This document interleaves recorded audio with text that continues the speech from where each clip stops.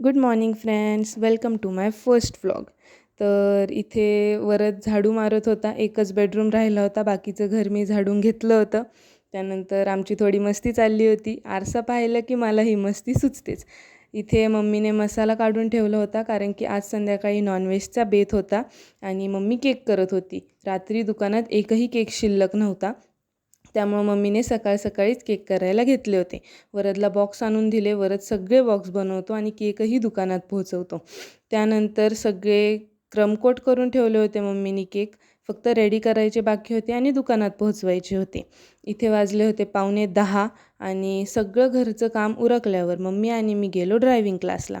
प्रत्येक संडेला असतो हा ड्रायव्हिंग क्लास आणि मी आणि मम्मी मग सगळं घरचं काम आवरून ते ड्रायव्हिंग क्लासला गेलो होतो.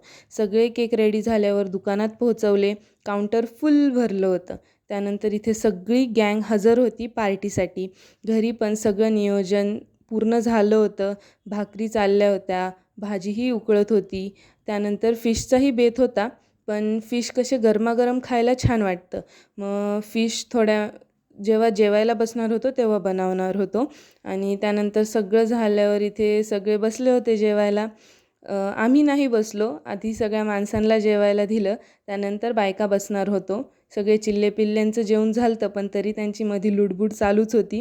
त्यानंतर इथे बाहेर बसले होते व्हेजवाले आणि आतमध्ये बसले होते नॉनव्हेजवाले. त्यांचं जेवण झाल्यावर आम्हीही बसलो जेवायला. त्यानंतर सगळं जेवण वगैरे उरकल्यावर भांडे वगैरे घासून झाले आणि त्यानंतर जे काही उरलं होतं ते हिला खायला दिलं.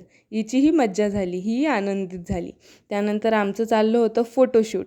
ॲनिव्हर्सरीची पार्टी होती, म्हणून मग गिफ्ट्स आणले होते, तेव्हा फोटोशूट चाललं होतं. ठीक आहे, थँक्यू. Okay, bye.